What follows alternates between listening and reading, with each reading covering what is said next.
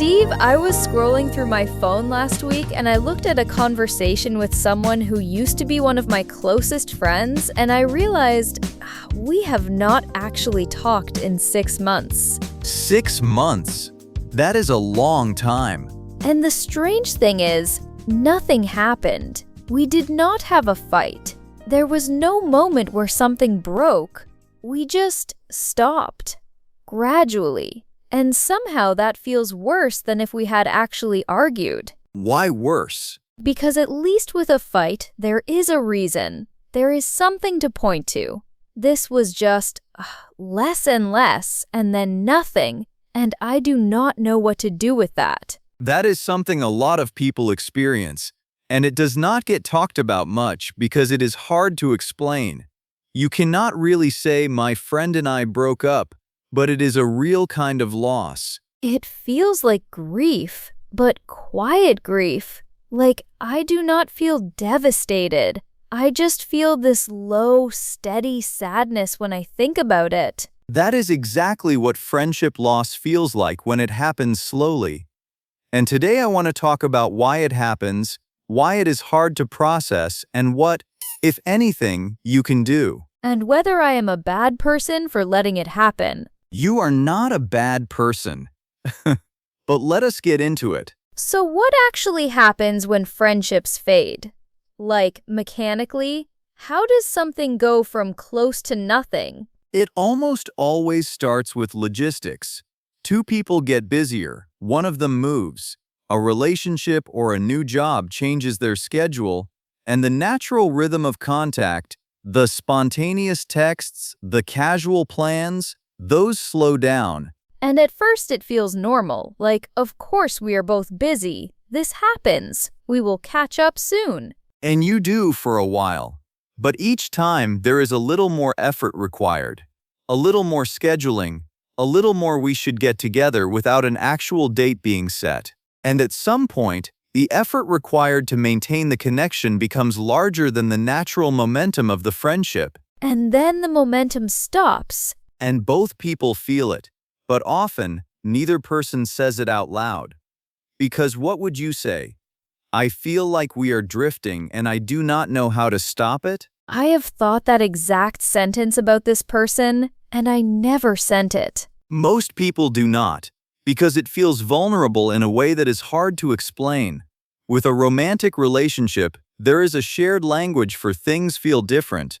With a friendship, that language barely exists. So we just let it happen because we do not have the words. Or because naming it feels like it would make it real. As long as nobody says it, it is just a pause. The moment you name it, it might become something else. An ending. Or at least something that requires a decision. And decisions are hard. What makes this kind of loss so hard to process? Because I feel sad, but I also feel like I do not have the right to be sad because nothing happened. That is one of the most painful things about it.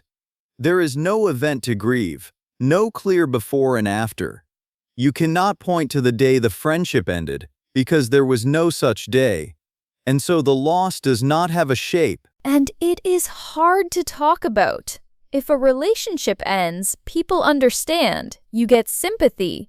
But if I tell someone I am a little sad about a friend I drifted from, that sounds so small, like I am being dramatic. It does not sound dramatic to me. I know, but it is hard to give yourself permission to feel it when there was no incident. The grief is real even without an incident, because what you lost is real, not just the person.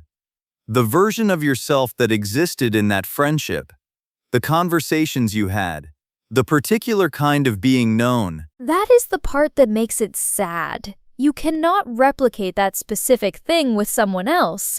You can have new close friends, but you cannot recreate what already happened. And so the friendship exists somewhere between loss and not loss.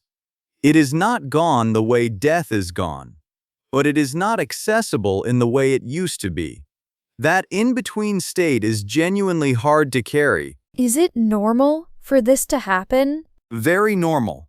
I think people assume close friendships are permanent if nothing breaks them, But friendships are actually very sensitive to circumstance. Where you live, what you are going through, what season of life you are in, all of these shape which connections stay active. So it is not always about how much you care about each other. It is not. You can care deeply about someone and still drift. Because caring is not the same as maintaining. Maintaining requires time, energy, and often physical proximity. And life changes all of those. That is both comforting and a little sad. It is.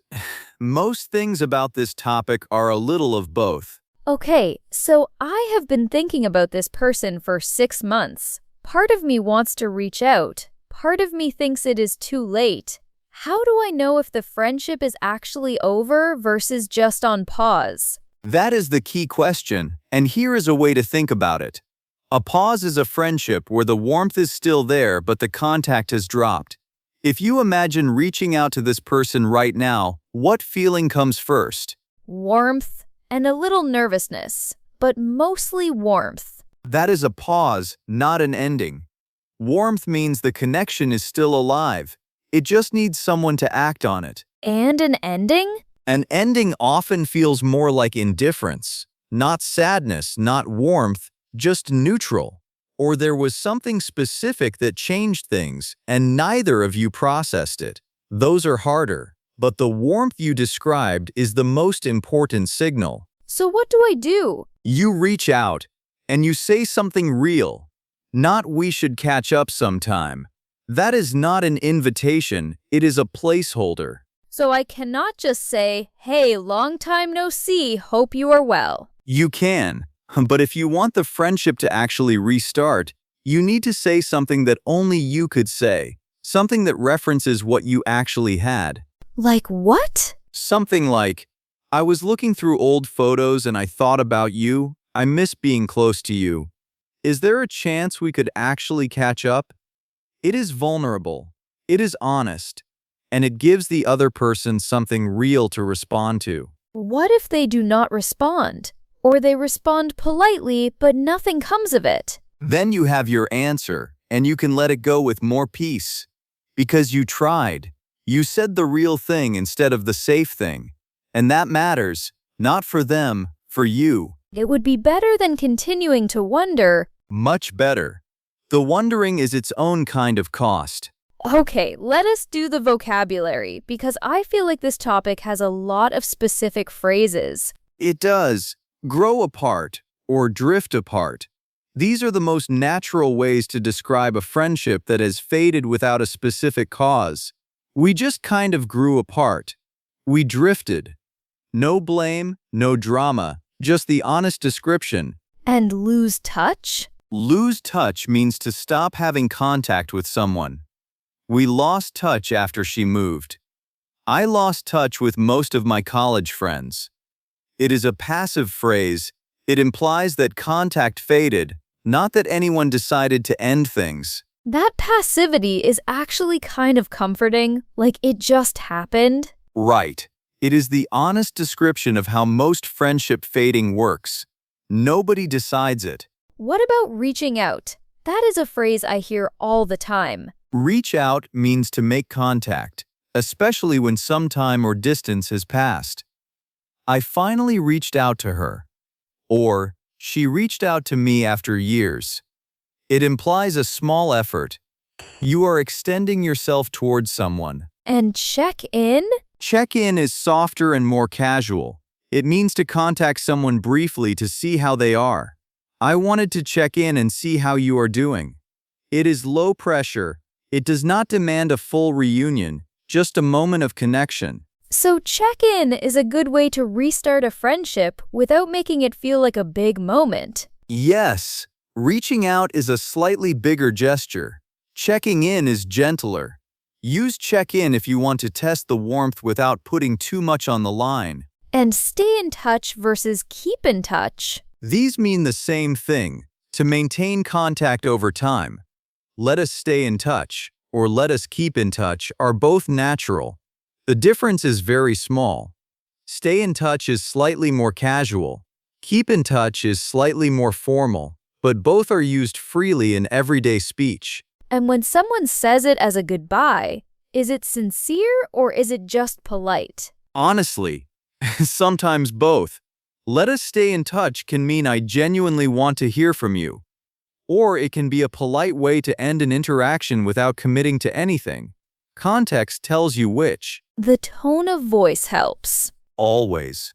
Okay, last thing. For someone listening who is thinking of a specific person right now, a friend they drifted from, what would you say to them? I would say, the warmth you still feel is telling you something, and regret is heavier than awkwardness. If you want to reach out, say something real. The worst outcome is that things stay the way they are.